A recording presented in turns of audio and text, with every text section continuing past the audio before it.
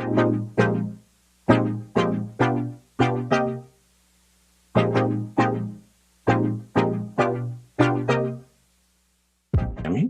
the CEO at Olade Consulting. If you're joining us for the first time, Olade Consulting is a management consulting firm. We specialize in IT professional services in the areas of staffing, training, and project delivery services. So we do connect IT professionals to opportunities within the industry. We also provide training and employment placement services for individuals that are looking to get into the fields of project management and or business analysis. Today's roundtable focal point is around excelling as a Black professional. Before we go into the details of today's roundtable, I'm just going to give you a quick information about the PM roundtable. Our objective for the monthly PM roundtable is to provide a unique platform where our IT professional community can network, discuss best practices, troubleshoot project issues, and discuss opportunities for career growth. Essentially, our mandate is to raise leaders, and we certainly hope today's roundtable will contribute to that agenda. Today's roundtable, we have some excellent group of panelists on the call with us today, and we're going to be talking about excelling as a Black professional in celebration of Black History Month. We all know the Black History Month.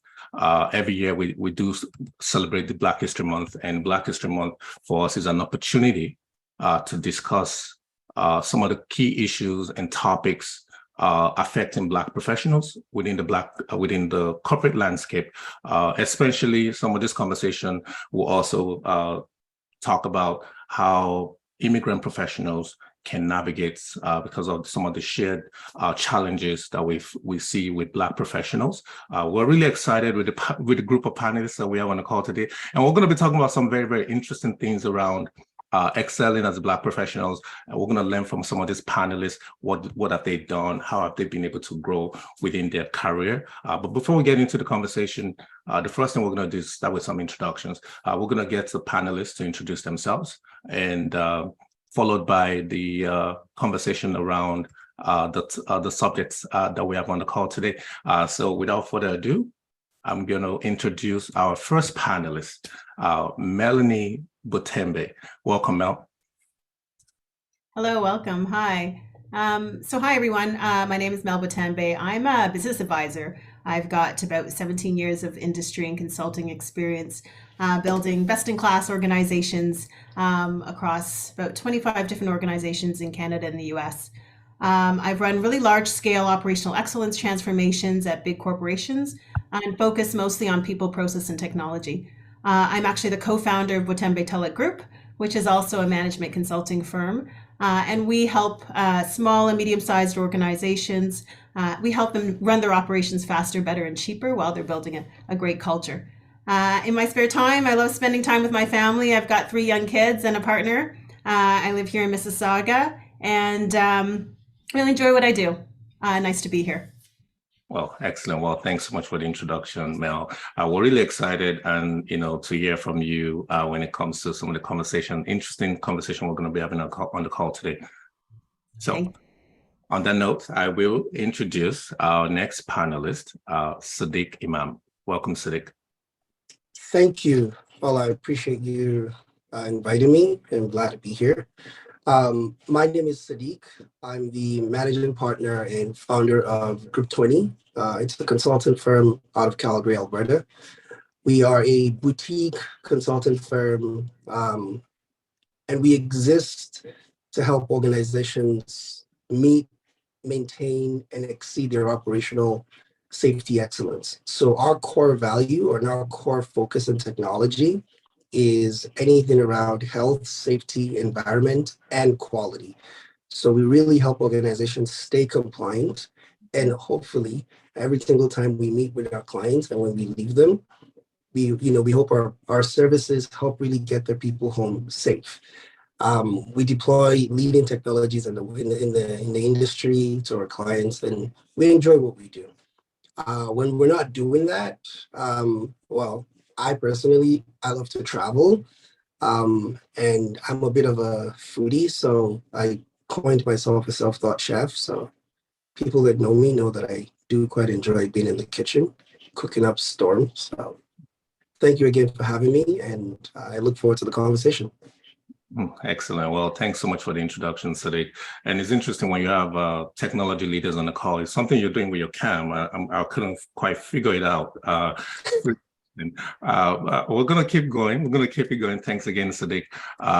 Last but not the least, Tosin Akinwitomi. Thank you so much for joining us again, Tosin. Tosin was here last year for the Black History Month. We're glad to have you back, Tosin. Thanks, Ade. Honor, privilege to be at the table with Sadiq and Mel, and looking forward to a really great conversation. By way of introduction, my name is Tosin Akinwitomi. I am Bookie's partner. My wife's name's Bookie. We're happily married for 7 years. I'm a big supporter of all things Black businesses, Black not-for-profits. And I spent a lot of time in those spaces, consulting and helping boards and everything from finance to strategy. And I think we have a transformation panel from what I could hear from the intro, and transformation as well. So in terms of, my passion, honestly, right now, real estate's my biggest passion project that I work on. That's probably my biggest learning that I'm doing right now personally. But from a work perspective, I work at TIVC. I'm a senior director there, and I do business management, which is essentially, I'm the chief of staff of the head of the business there. And so everything from strategy and finance to transformation, communications, I provide leadership in those areas. And I'm looking forward to the conversation and getting to learn from our panelists and audience members. Okay, super. Well, thanks so much for the introduction, Tosin. Again, we have this wealth of knowledge on the call today, and I'm really excited. I have my notepad and pen. I'm going to be taking notes. I know I'm going to learn a lot from this great group of panelists. This is exciting. So again, we're just going to jump right into it. Again, we're going to be having a conversation around excelling as a Black professional. Again, this is in celebration of Black History Month, and we're really excited for this great group of panelists we have on the call. We will exit the presentation mode. Let's see clearly who's on the call. Again, I'm excited to be on the call today with you all. So I think, the best way to get started. So we're just going to get right into it. My first question to you, Tosin, again, as we're having this conversation, we're going to engage each panelist, different rounds of questions, and we're going to be directing them to each panelist. As we go through this exercise, we also want to encourage other panelists to feel free to chime in on a previous question if they feel they need to. But the first question we're going to get started with is to Tosin. Tosin, I guess, give us some form of background, some form of intro to this conversation. What is it like being a Black professional in the corporate environment? Yeah, I think a great question, and I think I'm going to give a double answer in terms of it's a great experience. And it's not so great sometimes. And I'll sort of explain why. I think all of us, and also I think I have to speak, this is from my experience and from conversations that I've had with people, Black professionals in corporate Canada specifically, and all of our experiences. I think we share similar experiences, but I'm sure that some people have different types of experience. But from my perspective, when I sat down to really think about that, it's been great and not so great. And great in the sense that if you're really good at what you do, if you've got the support, you'll stand out, and you feel in a good environment, you'll have people that are supporting you, right? And more, there are role models, there are mentors that are making themselves available. And so now, I feel if you were to ask me this question 10 years ago, maybe I would have answered differently. I feel like there's a lot of opportunities. And so being a Black professional in corporate Canada today, you're a bit more optimistic about what the future holds. I think the not so great part of it is there's a lot of signal in the environment that tells us that maybe sometimes we don't belong, right? And it's signals, they're not always necessarily hard signals. They're like soft, micro, not necessarily spoken, but understood, right? And those signals, sometimes we carry it from, past experiences. Sometimes something happens in where you are now that tells you. As an example, I participated in a Black History Month panel at CIBC. And one of the things I mentioned was I have never had a job in Canada where someone hasn't asked me, how did you get this job? Till today, right? And it's not like, somebody putting it underneath, or it's straight direct question. I've never had a role where that's not been a question. I've gotten really good at answering the question.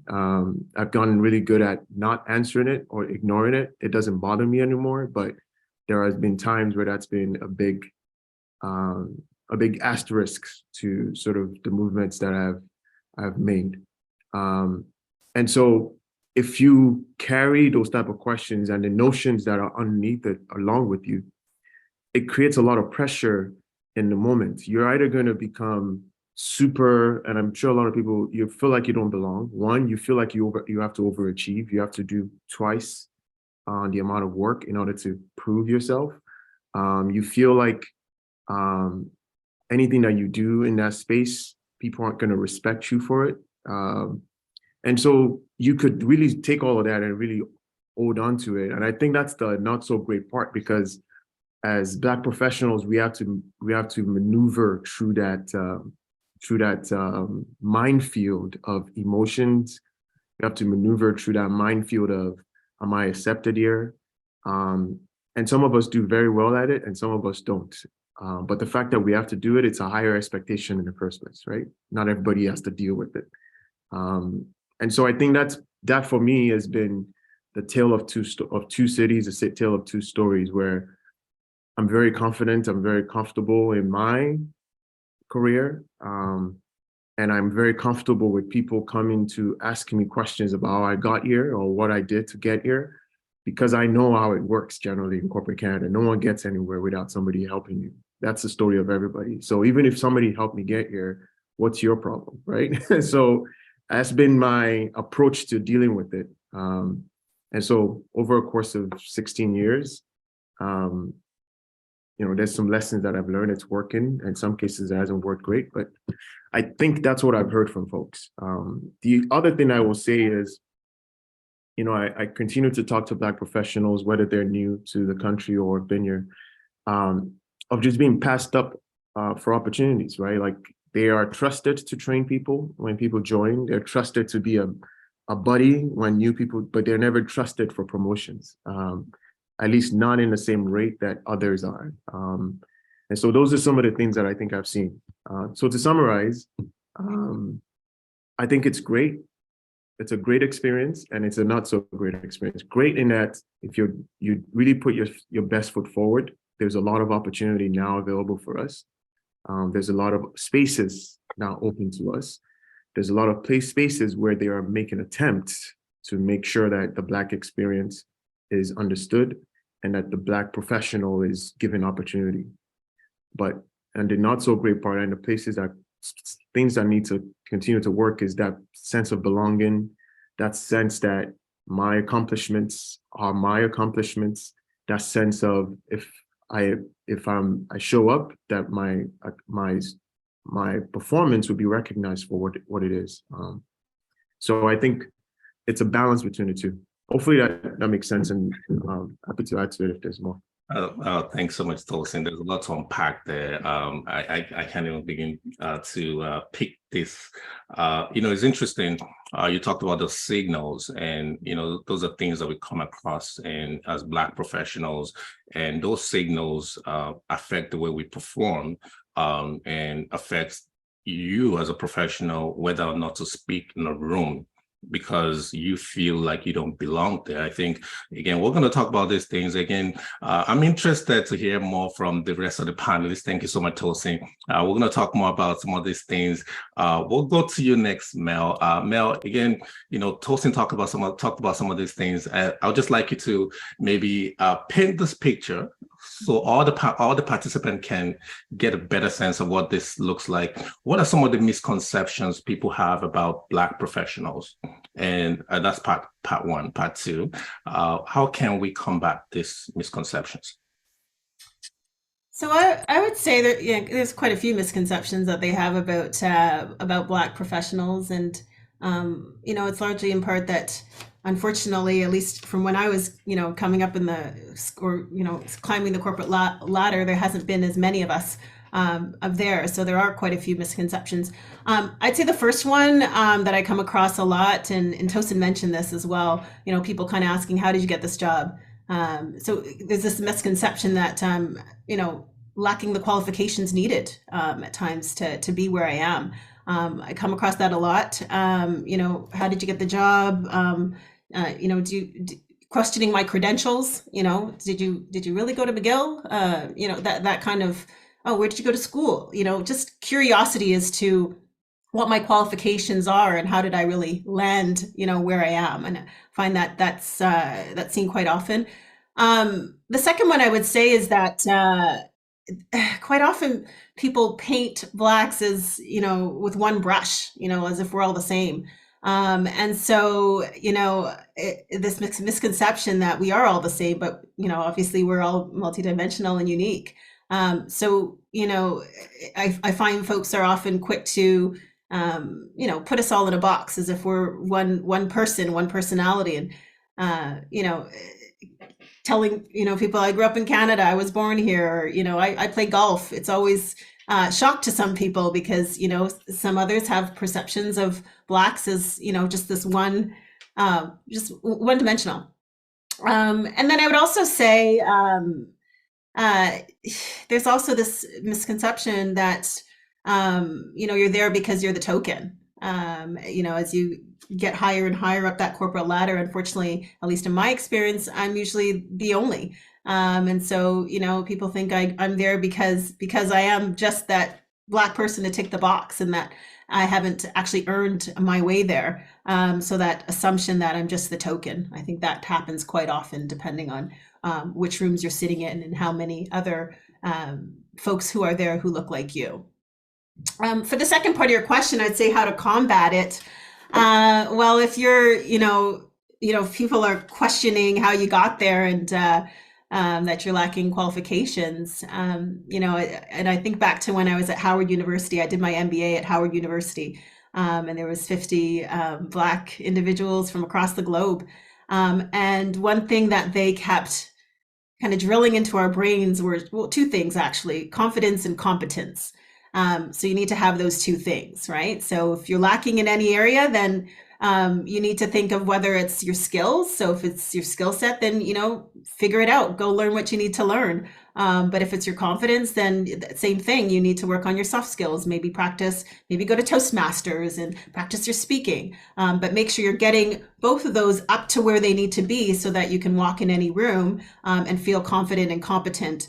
So that if anybody does challenge you with their subtle microaggressions or whatever comments, you feel very confident and competent in yourself and in your role. The second thing I would say is, in terms of being the multidimensional and unique, as we are, just being yourself. I know sometimes when you get to work, we kind of think of having our professional selves and our personal selves, and you don't really share much when you get to work, depending on who's, in your circle. And I'm not saying to go in there and share everything and start telling everybody everything, because you have to be comfortable yourself. There has to be that environment of safety and trust. But sharing little things about yourself, little things about what you did on the weekend and, things about your family, and slowly starting to share so that folks can understand that we aren't all the same. I always, especially when I'm meeting people, I try to find things in common with that person. I'm often dropping little nuggets, I went to McGill, I went to Howard, my sister's a doctor, on the weekend, I took my kids out to the movies. So things about myself so that people don't paint me in the same brush as every single Black person that they meet, and can start to understand that we are all unique. And then I would say in terms of being the token, that kind of goes back to the confidence and competence. You have to be And it's not always easy because again, you are getting these subtle messages and actions sometimes to make you feel as though you don't belong, but you have to somehow ensure that you have the confidence and the competence, so that you can rise to that level and feel secure in yourself and not let all of these outside things really get to you to the point that they're impacting your performance. Excellent, excellent. Well, thanks so much, Mel. Key takeaway here is confidence and competence. When we talk about this tokenism and you're the only Black person in the room and people feel like, well, you're only there because the organization has a diversity mandate. So you don't really deserve to be there. But I think just like you said, let's bring our full self to the table. Let people know who you are. Talk about the things that you've been through. Talk about your family. Talk about what makes you unique, what makes you different, what makes you legendary, why you're there, what makes you that person that you're.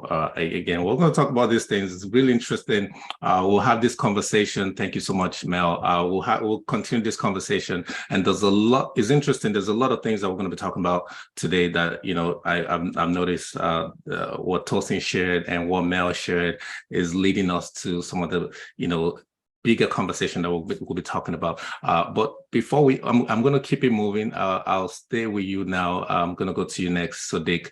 Sadiq, this question to me is very interesting and very important because it talks about your attitude, as a Black professional. Right. Hello? Yeah, I'm here. Yeah. So it talks about your attitude as a Black professional.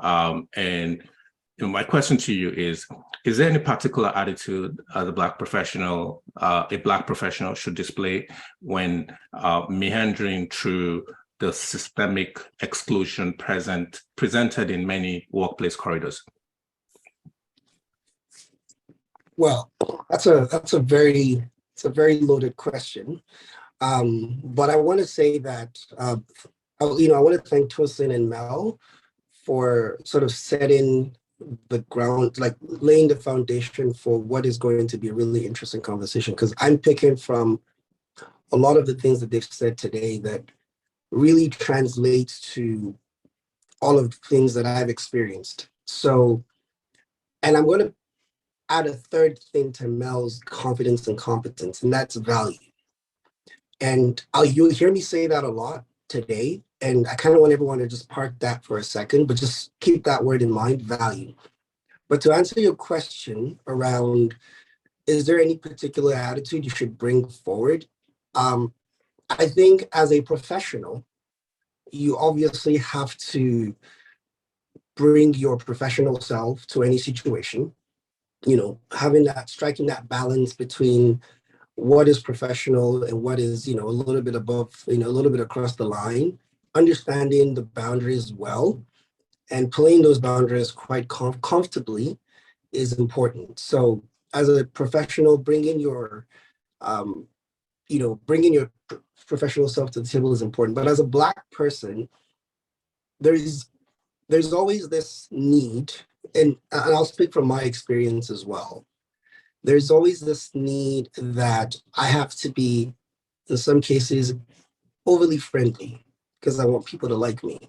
There's always this situations where I've been too friendly. I've caught myself in that little chasm of being too friendly, and then I'm reeling it back, and then I'm starting to be unfriendly. And the struggle between the balance of how friendly should I be, and how, for the lack of a better phrase, unfriendly, or how normal should I present myself? And I think that really comes down to how comfortable you are with yourself. Naturally, people are different. We've got naturally introverted people, naturally extroverted people, and having someone introverted in an environment where it's highly extroverted, high energy, and even particularly the skills and the kind of job that they're doing may not be the best fit. And it's recognizing that early on, and you might have a few fails as a career, in your career, where you're like, I'm struggling. And the struggle may not have been because you were a Black person. It may just have been because your personality, your attitude was not a right fit. to the environment, to the role, right? But after a few tries, and I think it's incumbent on us to do that work of understanding what are my core values as a person, who am I as an individual, and ensuring that in any room that we walk into, that you leave a little bit of yourself behind. How much of that you do is a judgment that you have to make while you're in that room, in that situation, in that career. I've been in roles in the past where I'm a naturally sociable person, but I've been in roles in my career where I had to reel it back in because it wasn't the right fit. Every time I would throw a joke in, it didn't land. And I'm like, God, I'm struggling to connect here. And then I've been in other rooms where I got drowned out. And I'm like, okay, I need to re-strategize here. So it's important to, it's not a silver bullet. I think the hard work is recognizing that you have to know yourself and be able to adjust that and tweak that in every room, in every situation, and then finding the right fit. And once you figure that formula out, is sort of focusing on that and then shaping your career around that. If you know this is the kind of person I am, I love to be a self-starter. I love, to collaborate. I love to really like drive change and be transformational. Then seek roles like that, seek mentors like that, seek leaders like that. Put yourselves in positions where it reinforces the values that you have. Otherwise, it'll be really challenging to sort of coexist with other people and continue to deliver the value that you've been hired or you've been, brought on to deliver. Because then all of this, the core is we have a job to do. We're brought in to do a job, right? And it's the primary objective is to deliver that. However, all of these secondary or external factors determine whether or not we do that job effectively or we have a really hard time doing it. And sometimes it's not your skills that makes you not the most effective person. It's those external environment factors. And I think I think attitude and personality is definitely one of those key external factors that needs to be understood at an individual level and then translated to different situations that you might find yourself. And I think having the right mentorship, being open to criticism. And I think that's another thing that I struggled with it as a Black professional. When I heard criticism, earlier in my career, I wasn't sure if it was, are you actually criticizing my competence or are you actually criticizing me as a Black person? Because I'm not sure which it is. Mm-hmm. And sometimes if you don't have the right leaders and the delivery, it's a very fine line between you're not delivering the scope that we agreed to. Sadiq, why aren't you able to deliver this? Like, don't you there's a very fine line between it being a professional criticism and a personal one. So being able to accept criticism and understand how to challenge criticism is very, very important too, because I've had to respond back to criticism professionally where I felt, well, I'm sorry, I don't agree. And here's why I don't agree with you. And the personality that I bring forward, the attitude that I use in delivering my response is just as important as what I'm delivering. So I think that would be how I would respond to that question. And I hope it makes a little bit of sense to the folks. Oh, mine. Sadiq, thank you so much. It's interesting. Conversation we're having is around slowly getting to the concept of branding. What is your brand as a professional? And a lot of people have this personality disorder syndrome, whereby you're in a space, you have to almost be just like you said, you want to be too friendly, you're finding balance. How can I be accepted as a Black professional? But I think it boils down to that branding, understanding your core values, what motivates you, what inspires you, who are you as a professional, and show up with that person all the time. Thank you so much Sadiq. Again, there's a lot to unpack there. Again, there's a lot that you shared that I wish I could just. I don't want to keep. I just have to keep the show going. We're just getting started, folks. We do recommend. We want you to get involved. So put out your questions through the chat. If you want to ask a question directly to a panelist or to all the panelists, we'd like to get you involved as we move forward at this round table. So there's a lot to unpack, and we're going to keep moving. Mel, I'm going to come to you now. And this question I have for you is really about mindset. It's about belief. It's about how people perceive, people's perceived glass ceiling, if you may. So the question is, how best can a Black professional who has been rejected multiple times find self-belief again? Okay, rejection. I will start with this. I would say the first thing a Black professional should really do is reframing that rejection. Not even calling it a rejection sometimes might even help. But I remember I saw this, this documentary on Michael Jordan, and it was talking about how he, in his career, he's missed over 9,000 shots, and if you think about that, he's missed over 9,000 shots, in his career. But we don't think about all of these misses that he's done. We think about all of the successes, right? But I'm sure he's thinking about the misses. But everybody else is focusing on those successes. So kind of reframing those rejections in your mind. Yes, there are going to be some rejections. You are going to maybe apply for hundreds of jobs, but it's really just that one opportunity that you need, that you want to focus on, instead of thinking about, all the 200 or 300 applications you've sent out. You really need to focus and reframe and start thinking about what that opportunity is, because everything does happen for a reason. And if you think of a rejection as a huge failure and wallow in it, then you're not going to be learning from that failure or that mistake, right? The other thing I would say is, if you've been rejected multiple times and you're trying to figure out, finding that self-belief again, kind of leaning on your trusted advisors. You should have, as I call it, I've got my own board of directors. And these are not necessarily people that sponsor me. I think there's a difference between mentorship and sponsorship. Some of these folks are mentors and sponsors and will sit in a room and advocate for why they should bring Mel into the room.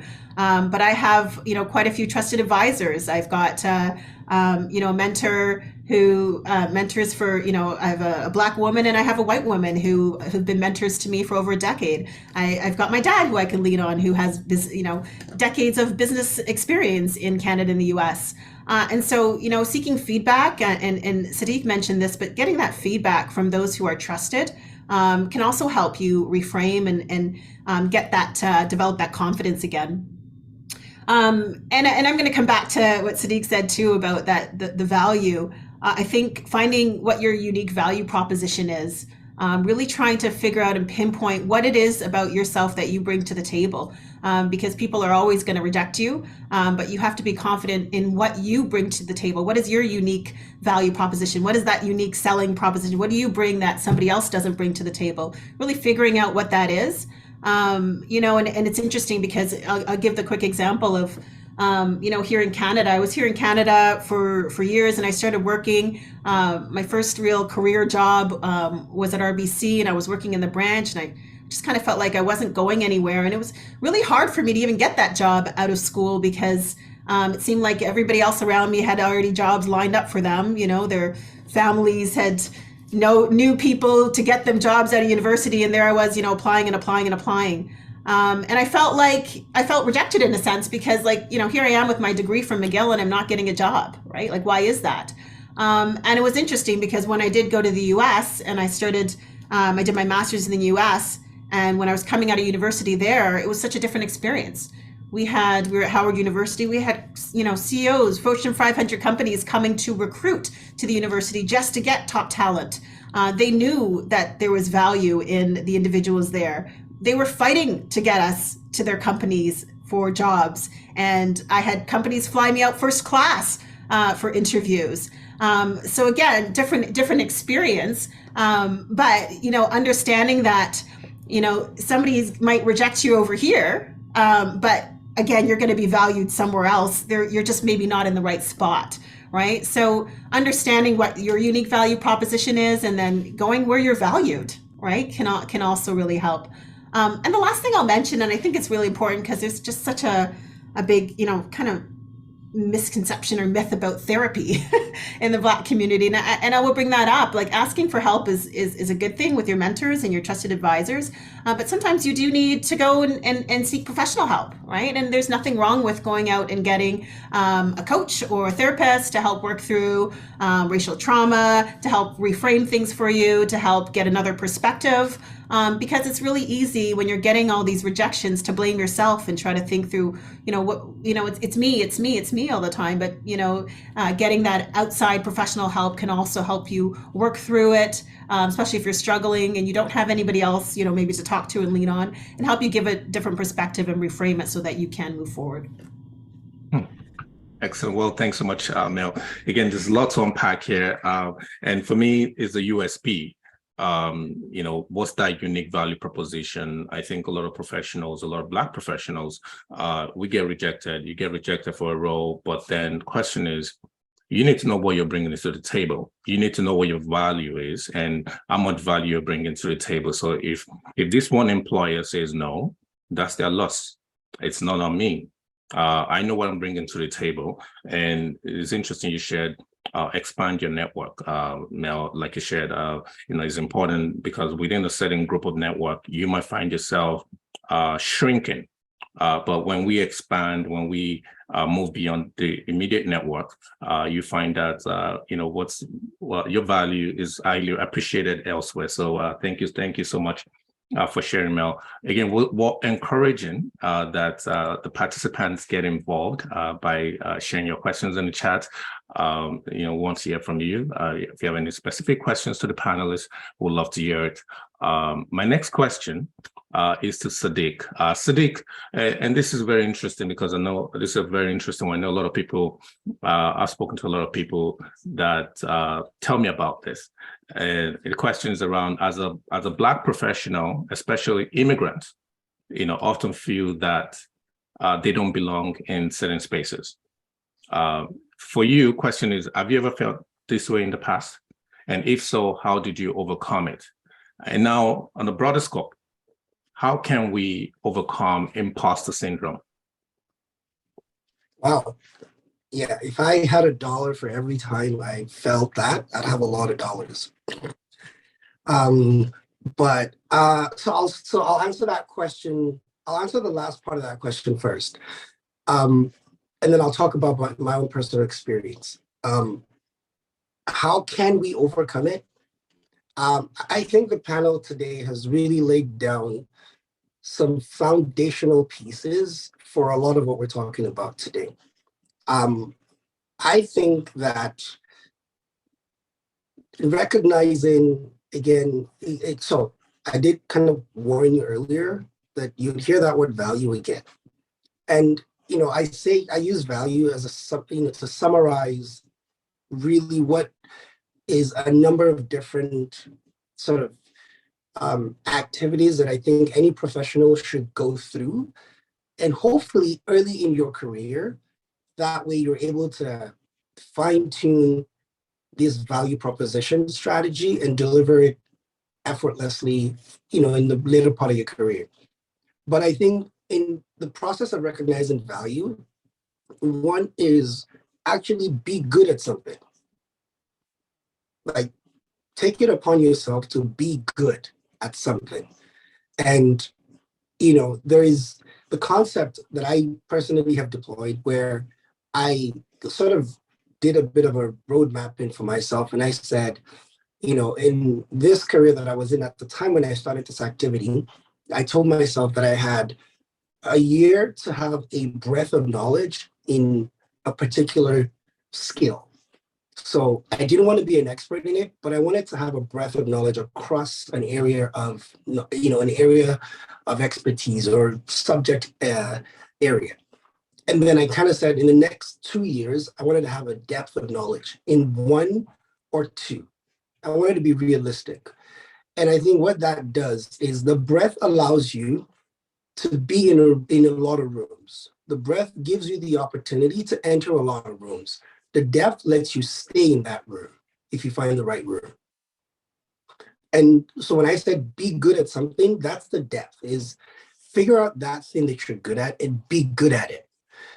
When you do that, and there's a process of self-realization that comes with that, you will be faced with imposter syndrome 100%, because even the best of us, I personally, in my experience, I've sat in rooms where I had to pinch myself at some point, like, is this real? Is this actually happening? And I'm like, it's not a shock that you're here. Like, you could talk to a whole lot of people in your circle, in my network.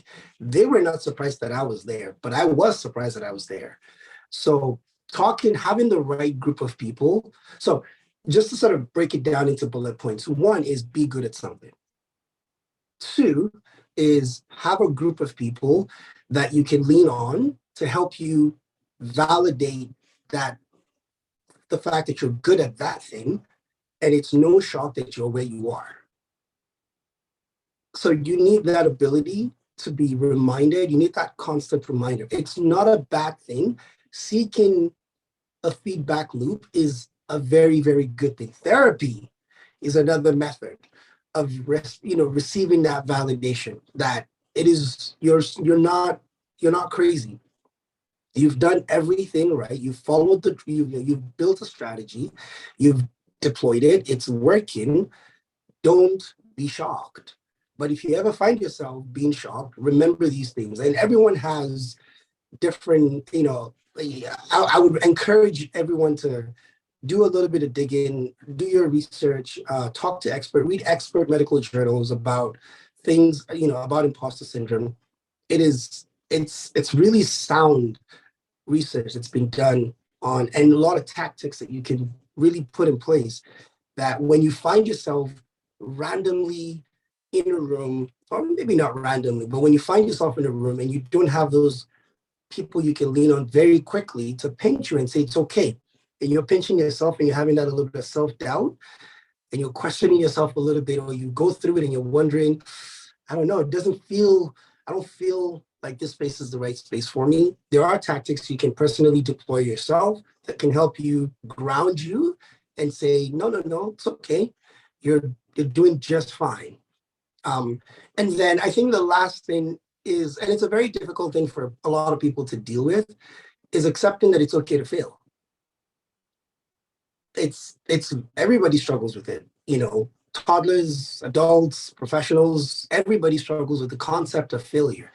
But, and I've heard people throw the word around, fail fast, fail forward, but that is a real concept where if you're able to fail quickly, but fail forward, which is take that opportunity to learn, iterate on it, and redo it, reapply yourself and fail a little bit and then keep reapplying yourself. That's how you become an expert. That's how you get really good at being in those rooms, answering those questions that Tosin mentioned earlier, where someone says, so how did you get this job? Those are the kind of skills that helps you respond to those things eloquently and, give the other person a reason to self-doubt themselves that, what, maybe that was a dumb question. Maybe I shouldn't have asked that question. Because sounds like this person knows exactly why they needed to be here or exactly what they're doing here, versus me, insinuating or letting my curiosity suggest that perhaps they were out of place. Now, the first part of the question is, have I experienced it and how did I deal with it? I'll share a personal story. When I started Group 20 and I would being owning a consulting firm meant you have to drum up your business. So I would reach out to people, book meetings, and finally I landed, my second biggest client.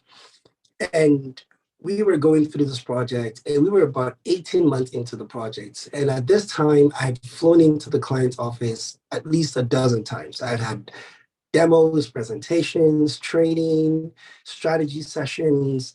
So I had this one meeting where we were doing like budget planning for like the next year. And I had an opportunity to sit in the room and say, hey, here's what I think you should invest in. Here's how I think you should invest your capital in this area over the next 1 to 2 years, because I think it will bring value to the project we just finished. It would really help your front line. Did all that work. And at the end of my presentation, I had my company logo, my name, and at the bottom was my title, managing partner and founder. And keep in mind, I said we'd already been through like an 18 months runway of projects here. I'd been into this client's location. I'd sat in the room with the same people at least a dozen times for different purposes. But it wasn't until that moment that they realized that I actually owned the company. And then at the end of the meeting, someone walked up to me, right after the end of the session. And this was when we were done, we were shaking hands. And a couple of people came and was like, oh, hi, we had no idea you owned the company. We thought you were a PM. They said it out of curiosity and shock. It met me with quite a lot of sadness, because I'm like, do you know how hard I'd worked to build this and get in this room? And the whole time, you didn't even think that I could own the company. You just assumed I was the PM, or you thought I was the PM. Now, that was a very overt, situation. There's been other covert ones, subtle. They don't really say it out loud, but that came to me as a shock.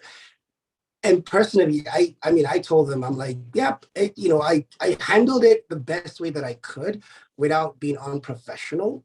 But I think, I also did lean in a little bit and let them understand that it wasn't an accident that I did that work and got into that room.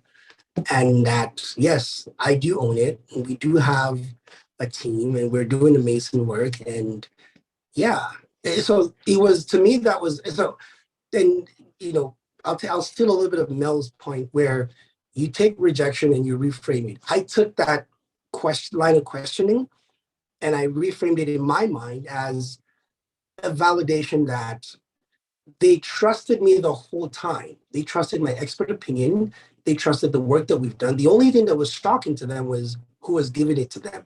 And to me, I was like, gotcha.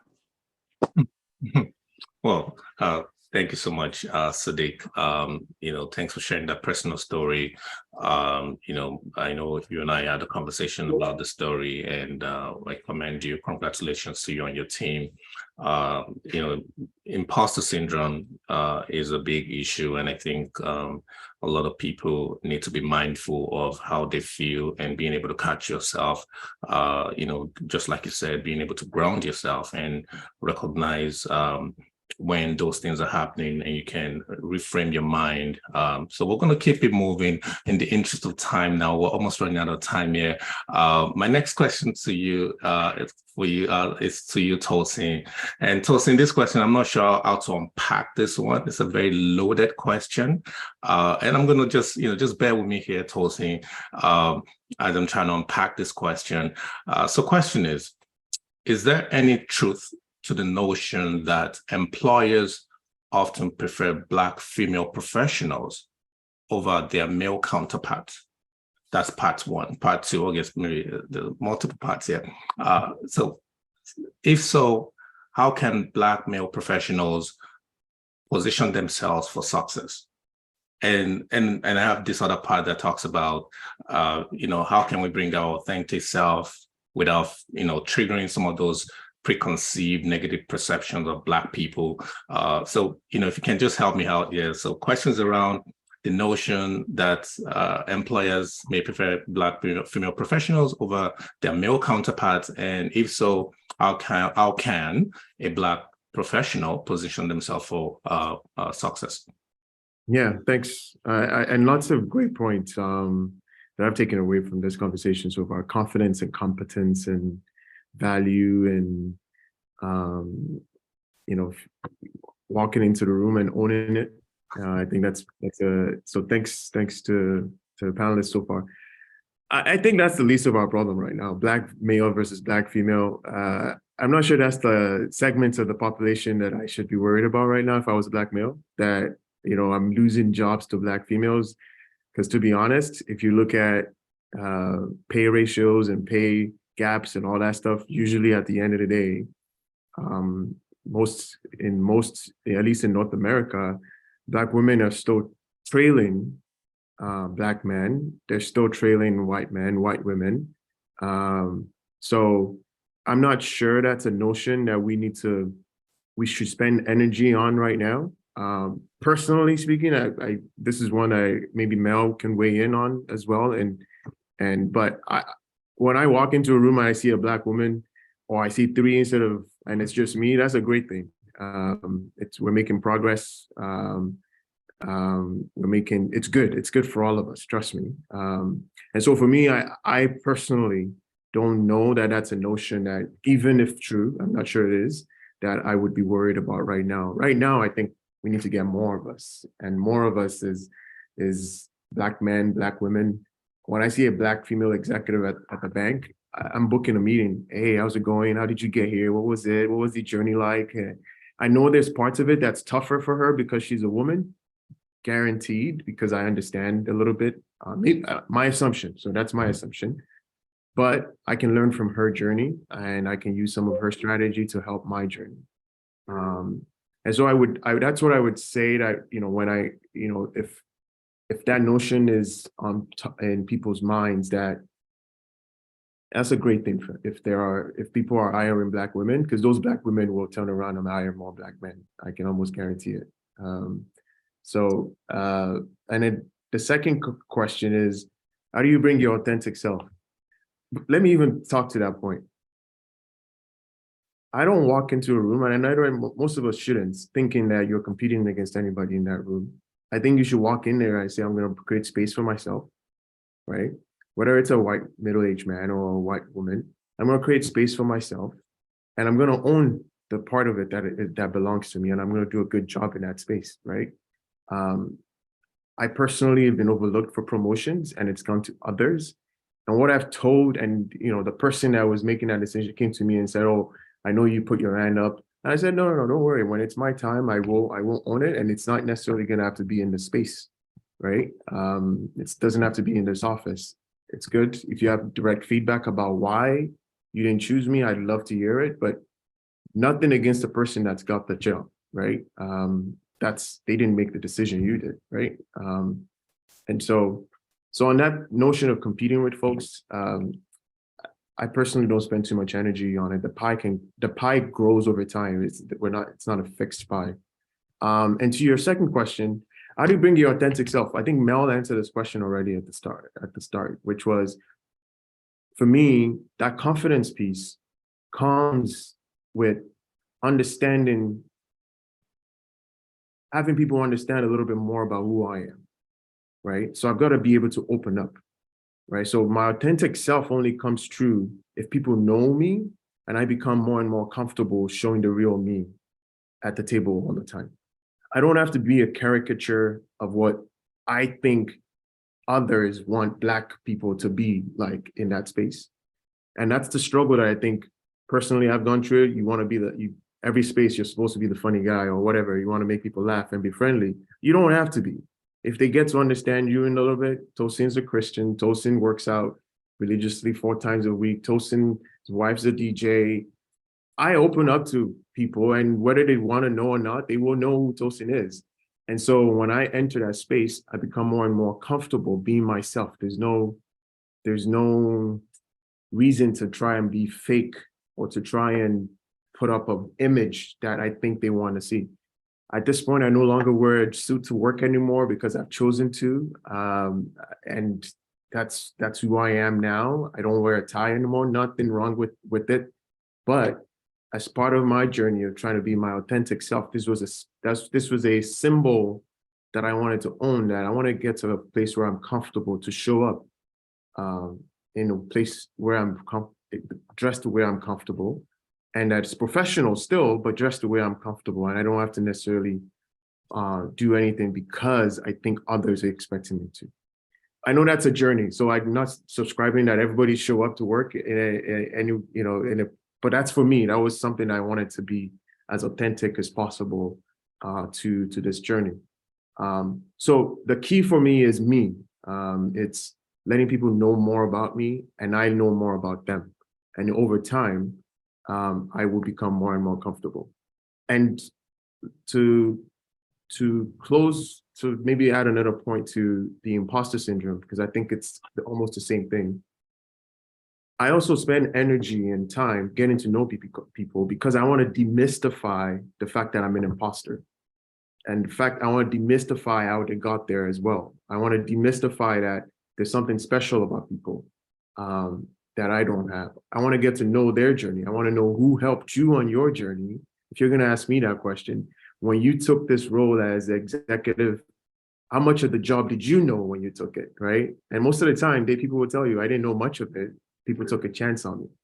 And so the more you talk to people, you start to realize there's no reason for me to feel any way about myself. Everybody started a journey somewhere, and I started my journey, and eventually opportunities come that we can sort of leverage and really land. So I hopefully that helps, but I would love to hear Mel's take on the old black male versus black female thing, because as a black woman at the table, she's probably No, I'm going to let Mel chime in. I just want to, just provide some reasoning behind the question. When for this roundtable, we have a group called the Center of Excellence team, and they collect data when it comes to putting together these questions.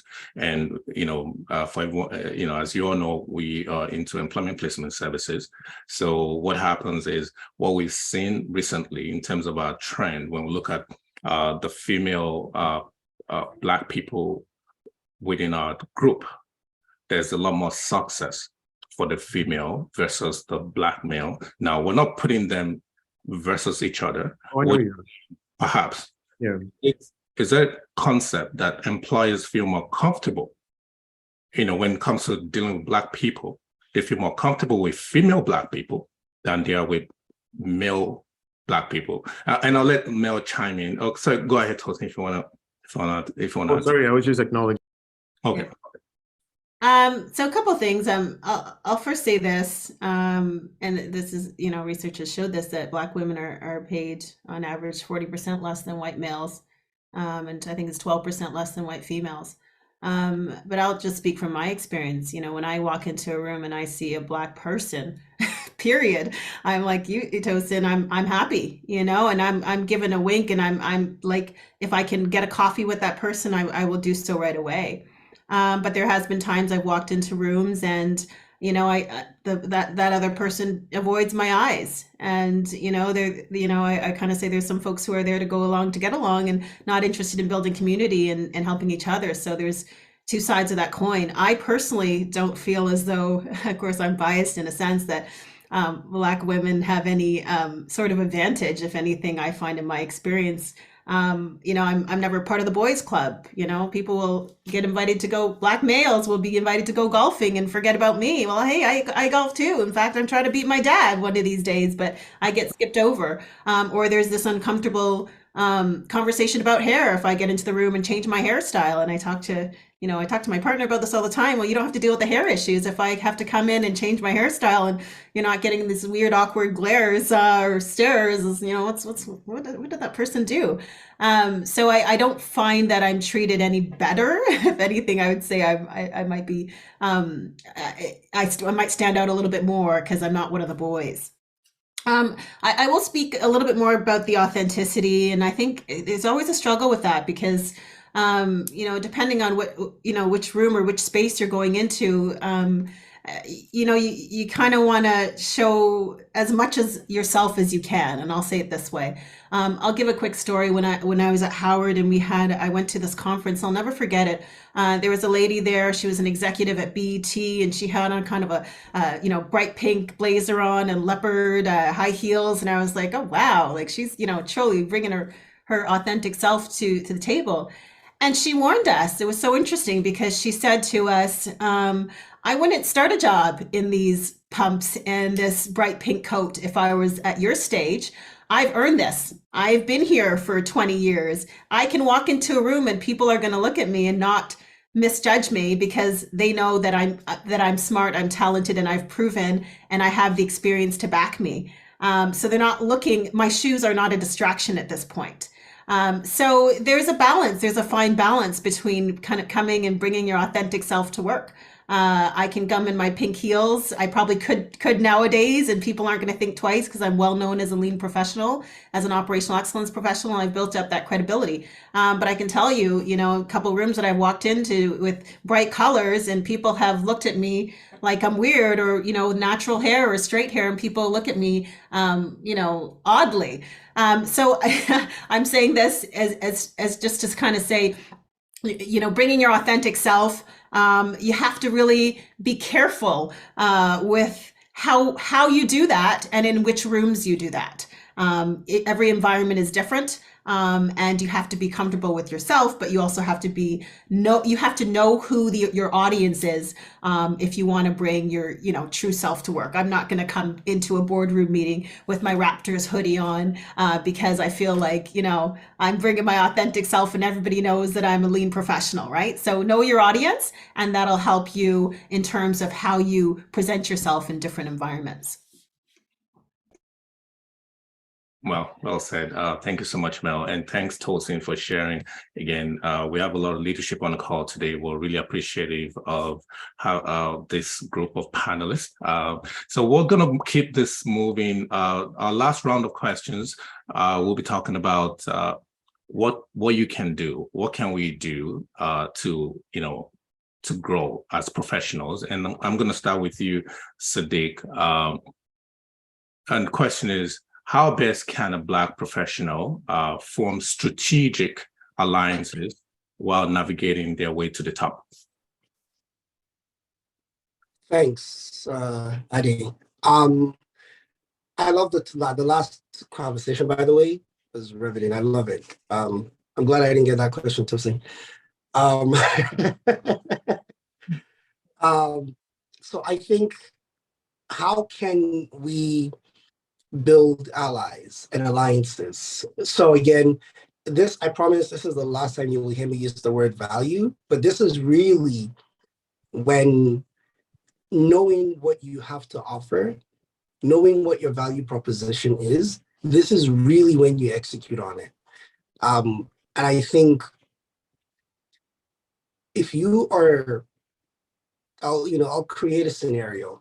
Let's say you are a business analyst today, but your passion and the time, every project you've been on, you've been very technical. You've really gotten behind the hood, understood the technology or the workings of the project that you were on, and you knew that you delivered value beyond just being a business analyst. You maybe delivered some technical documentation and you felt so good about it, and that is what you are good at, and that is what you want to invest your energy, and that's the value that you bring. I think first things first is implement everything that's been talked about today. Having the confidence to talk to people and build really good relationships. There's networking, there's also building really good lasting relationships. Every single client that I have had with Group 20 has been a referral. And it has been because I've built really strong and lasting relationships in my career with leaders in different industries, different organizations. And when they think of, if an opportunity comes across their desk and they're thinking of, who do I know that will go in and deliver excellent value, my name pops into their mind. Group 20 pops into their mind. It's not because there aren't other people that they know that can do that job, but it's because beyond the work that I did with them 5 years ago, I've kept a really good relationship with those people. And you have to be strategic. Trusted advisors is a really good way to think about it. Having your own trusted advisors, having those key individuals that you know that I'm seeing this person as, today they may be a manager, but because I understand how they lead, I like the way they look at problems. I like the way they've moved up in their career. And the only way you will know that is by talking to them. If you know their journey, you can discern very quickly whether or not their journey goes beyond their current role or not. And if you see that, you know what, he might just be a lead today or a manager today, but he has the potential to be more because I've heard his story and my experience with him validates that story. You want to keep that person close to you, even beyond the work that you do together. So that when they move on to other roles, you become part of their close circle of people that they think about. And the reason why it's important to really build and expand your circle of trusted advisors and network is because your manager is hired to do a job like you are. He's hired to manage you, be a BA. If you're offering PM skills or if you're offering technical skills, he may not have the skills or he may not be equipped to see your value. And it's not entirely his fault. He's been hired to do a job, and he might be doing that job fantastically, except he's missing out on the fact that you're good at being a BA, but you're an excellent developer as well. So if you're able to build relationships with other people, whether within the organization, who can see that value, right? And it's about marketing yourself. The only way they can see that value is essentially marketing yourself, whether or not it's soft marketing or hard marketing, where you're throwing your hands up and saying, hey, I know I'm doing this, but that I can do as well. And this is why, right? But you need to be able to understand your value, really understand and hone in on it, and then find the people within your network, whether it's within the organization that you're in or within the largest, industry, that can see that value and then pitch it. Sell yourself in the right places and with the right, at the right time, given the right opportunity. And that is how you build that alliance that's really going to help you expand your reach. And as a Black professional, I think we overwork ourselves so much. We go beyond, at least for a lot of professionals that I know, oftentimes have to do more to prove themselves. In doing more, you don't realize it and you don't take stock of it, but you're building a lot of capacity. But you're so focused in doing more that you're not realizing how much capacity you've built up. And then you're not even selling these capacities. You're not selling and really having other people recognize what those values are or what else you offer to problems, to whatever room you walk in. If you're in a room and you're going in there to just be a PM, but you see an opportunity or you hear something that's not non-PM related, if you really have that confidence and you're competent in what you're going to say, and you're going to add value by saying it, you owe it to yourself to speak up. And you owe it to the next Black person in the room or the next Black person that might walk into that same room to speak up. Right. I think that's how I would say we as a community of Black professionals should really be intentional about how we build our relationship, really give thoughts and deep planning to the kind of relationships we build, and with intent.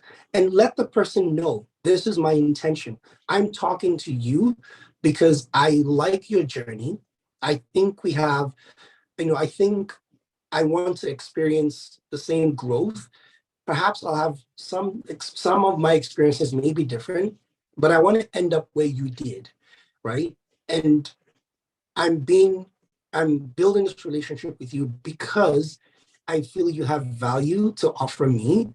And I hope that in my relationship with you, there is value. Like, be very intentional and open and transparent with whoever it is you're talking to, so that they're very, very clear. And if you find really good leaders, really good supporters, sponsors, trusted advisors, I've had mentors who have told me, I'm not the best person for this experience, for this journey. I can only get you so far. I think you need somebody else to get you to the next level. They've been very, very open about those types of engagement with me. And the only reason is because I was very, very clear. I I told someone once, I'm like, what do I have to do to get your title? And they said, well, and I mean, nothing is as direct as I want your job. How do I get your job? Well, And he said, well, here's the stuff that you need to do. However, I think as you get higher and higher in that ladder, in that corporate structure, I start to lack the skills to help you fight some of the barriers you will face. I think you need these types of people to help you with these. And that's helped me greatly in my own personal career. excellent. Excellent. Well, thanks so much, Sadiq. Again, thanks so much for your leadership on the call. We appreciate you. Again, in the interest of time, we're going to keep it moving. My next question is to you, Tosin. Tosin, still talking around building strategic allies. Question is, what role or roles do relationships play in the growth or success of Black professionals? How best can a young Black professional attract a sponsor at work? I know Mel talked about earlier, there's a difference between mentor and sponsors. Your mentors, guide you, and your sponsors, help you get a seat on the table. So, Tosin? Yeah, I think we've been pointing to it. I think your performance is one. So as a young professional, I think your performance has to be the first thing that you sort of address. You have to be good at what you do. You've got to show promise and potential, right? People have to say, I hired Tosin as a financial analyst. He's solid. Like when I was a financial analyst, he had solid, I don't know if this is still the case, solid for Excel skills. He can build pivot tables and all the stuff that we expect the financial analyst to do, Tosin can do it. And now he's asking for, hey, what does a senior financial analyst do? I'd like to start doing that stuff now. And he's not talking about a promotion or anything. He just wants to start doing it because he wants to learn, right? Like, so people have to be able to say stuff like that about you. This person is solid at what they do. And now they're also actually making a point to learn about the next stages of their career. So that's one. But I know a lot of people would say, well, I'm good at my job and I'm still not getting a sponsor.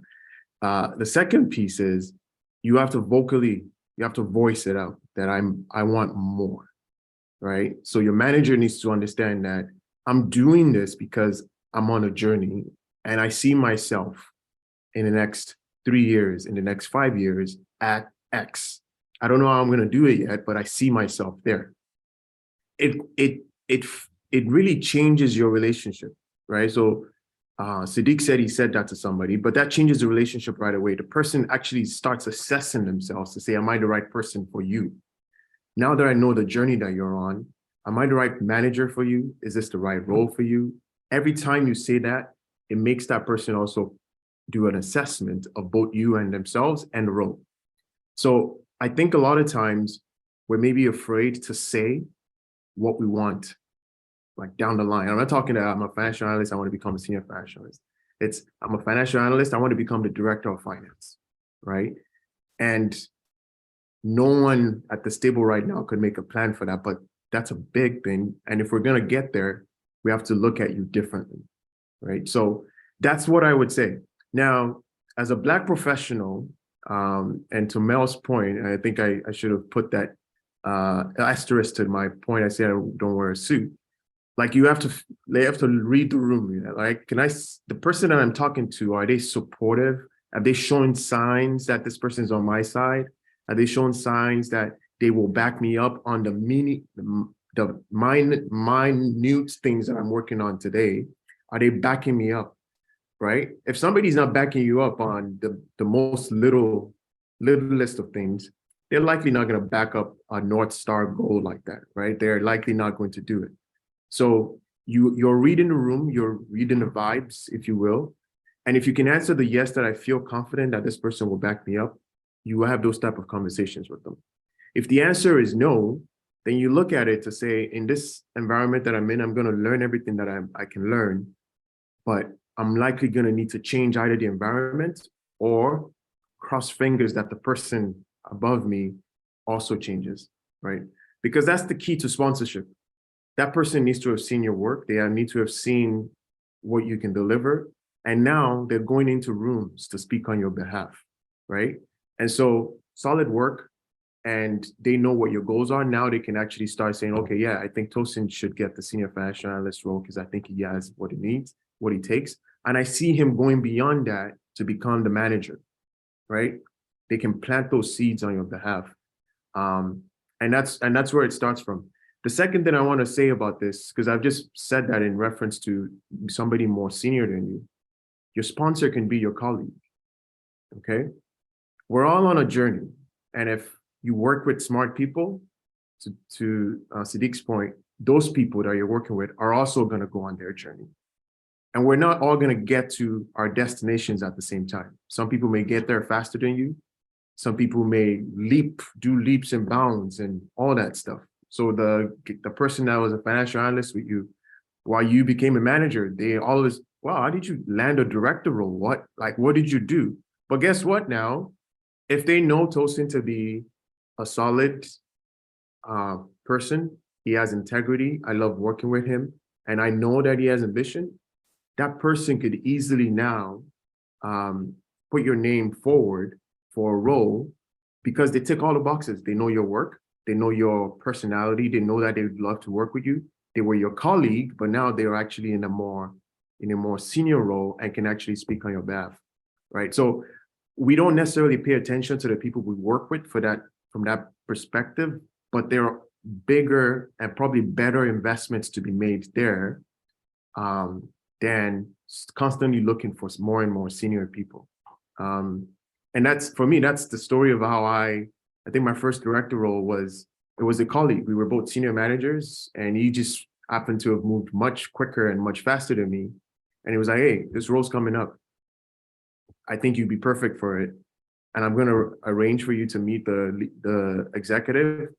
And if you want it, it'll be yours. And that was it. There was no, he was a colleague of mine. It was somebody that we worked really closely together, and we had amazing success together. And he felt that if he's going to be successful, it would make sense to have Tosin on the team as well, right? So to summarize, I think sponsorship comes a lot from people seeing your work over time. Second, they have to know that you have ambitions beyond where you are now and that you are committed to that journey. And third, they're in a position to actually support it, both in their vibe, I don't even know the right word, the vibes that you've seen between the relationship that you two have, or that person has now gone into a different space, a different level, and can actually sponsor you, right? So I'll stop there, and hopefully that helps. Super. Well, thanks so much again, Tosin. Thanks for your wisdom and leadership on the call. We really, really appreciate it. The final question is going to go to you, Mel. Mel, really interesting.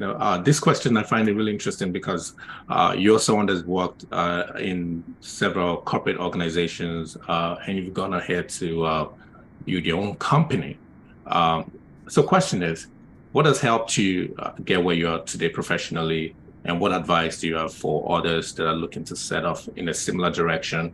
Are there any tips, perhaps competitive advantage for a Black professional who's aspiring to rise to the top of their career? Sure, great questions. So I guess, what has helped get me to where I am professionally, I'll say the first thing is having a plan.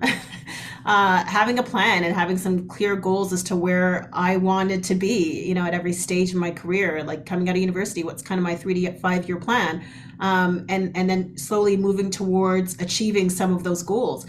And when I say creating a plan, it's not, your learning and development plan or your, career plan that you have at work. This is my own plan as to what I want to achieve in my career, and broken down into chunks. The second thing, which is equally as important and what has helped me get to where I am, is relationships. We talked about this a lot. I would not be where I am in my career without relationships. And it's not relationships just with, senior executives, to Tosin's point, with colleagues as well. I'll give a quick story. And I mentioned this when I came out of university in undergrad, and everybody was getting jobs around me because they had great relationships. I ended up at RBC working in the call center, and, didn't really want to be working there, but that's the only job that I could get. Within 3 months, I went back home. I was, attending a neighbor's funeral. And I had another neighbor who was, where are you working, Mel? Oh, I'm working at RBC in the call center. You in the call center? No, no, no, no. My brother-in-law is a regional director at RBC. Let me hook you up with him. And next thing you know, I'm working in a branch as a personal banker, right? Another example, I was working in the States. I mentioned, working in the States, and I got a job there, but I wanted to come back to Canada. Ironically, when I was in the States, I took a Lean Six Sigma course. I connected with some colleagues in the colleagues or course participants. When I wanted to come back to Canada, I figured Calgary would be the best option because at the time it was a recession and that's where the jobs were. And hey, who did I look through in LinkedIn and I saw those same folks were in Calgary. I reached out to them. Next thing you know, I'm working at ATB Financial out west, right? And I'll give one more example. When I was in Calgary, I worked at PwC and moved across the country. The person there who's one level above me, I was manager and she was director, had a really great relationship with, was kind of a coach to me then. And that person went on to be the national consulting leader of PwC. And so when I did leave the corporate environment and started thinking, hey, I want to do some contract work, and was just talking to her about it. Oh, come back, we'll work for us. We'll give you some contracts. So when I left that corporate job, within a week, I had a contract because that person now had excelled up and is national consulting leader, and I maintained that relationship with her. So it's not just who you would think at work. I think quite often we sometimes leave jobs too, and we're like, oh, I don't want to talk to any of these people. Like, I can't be bothered. But it's so important to maintain those relationships, not without looking for something out of it, because you never know when it's going to come full circle and they'll be able to open opportunities for you. And at the same time, you should be opening the doors for others as well. A couple other things I would mention, I guess, in terms of getting me where I am, being vulnerable and sharing a little bit more than I normally would feel comfortable sharing. It's so easy to just go to work and be like, can't be bothered with these people. I'm just going to go to work and, go home. But sharing a little bit more about myself, building those relationships with colleagues, those relationships are key. Some tips that I would give to folks. One thing, and I mentioned it, continue building your network, continue to have those relationships with people, because you never know when they're going to help you, and who you can help and connect with others as well. Creating your own board of directors. And I mentioned this before too, but you need to have mentors, you need to have sponsors, and you never know when those mentors will turn to sponsors. When I left PwC, there was no Black senior consulting leader there. And I was always looking for a mentor and sponsor, being like, can you just give me a Black female? Okay, there's none. Can you just give me a female? Somebody who I can look up to. But I left there in 2016. I met a wonderful Black female partner, and she's been a mentor since. And this is 10 years later is actually creating opportunities for me. So again, building your own board of directors is going to help you for sure, and has helped me. Also, a couple other tips I would say, and I find this too with often young folks that I mentor. They're always, oh, thank you, thank you, thank you, thank you, thank you. Well, I keep telling them, don't say thank you. You earned your spot. You're bringing value. Like, I understand feeling gratitude and being thankful. But when you're saying thank you, thank you, thank you, thank you all the time to your manager, it comes to a point where it's like, well, it's like we're giving you charity work here, but no, you earned your spot. So it's one thing to be gracious, but also to understand your value and not be over thanking people every single minute of the day. And then I think I mentioned this too, like committing to lifelong learning. If you haven't already, taken advantage of whatever your manager or your company is giving you in terms of learning, even if it's the soft skills that you can learn from courses, emotional intelligence, get that money from your employer and put it towards your own plan and your own goals if you can, because you need to continue to upskill yourself regardless of where you are in your corporate career. You have to continuously learn. So making sure you're taking advantage of those tuition credits that they might give you, or funding and paid courses at work, so that you can continue to improve your skills will help you. And it has helped me. I continue to learn to this day. Super. Well, thank you so much, Mel. Thanks for your energy. Thanks for your leadership. We really, really appreciate you taking the time to join us today. As we're wrapping up, I want to give all the panelists. I know Mel just sort of give us like a recap to that question in terms of key takeaways. I'm just going to give the rest of the panelists the opportunity to share in 30 seconds. In 30 seconds, if you can share key takeaways for the participants today. So starting with you first, Siddiq. I think the simplest thing that I've seen work every single time is do what you say you're going to do. It's that simple. Do what you promise to deliver, what you promised you were going to deliver. If it means you working yourself to the bone because for whatever reason you couldn't get it done on time or you're running against some deadlines, whatever that is, integrity is critical to success. And as a Black professional, having integrity is arguably going to be one of your top 3 silver bullets in any room that you walk into. And the only way to have integrity is to always do what you say you're going to do. Awesome. Thanks so much, Siddiq. Tosin? Yeah, I think I guess one thing I would reiterate for folks is I think in being authentic in terms of personality, also be authentic in terms of your ambition. Let people know your goals, right? Read the room and let people know. I think that's one part of the equation that we don't necessarily do all the time. Like we have all these things built up in us that we want to do, we would like an opportunity to do, but if you ask the people around you, your boss, your colleagues, no one knows. And so you're quietly steaming on the inside that you're not getting something, but the people around you may not even know that this is something that you're looking to do. And it forces you, when you say it out loud, and I hope people are open to this, for people to give you feedback on it, whether it's realistic, not to say that anything's not possible. It forces you to elevate your performance because now I'm being seen as somebody who wants more, right? It creates so much more. There's a power of that, of making a vision plain and then running with it. And a part of it is just vocalizing what your goals are.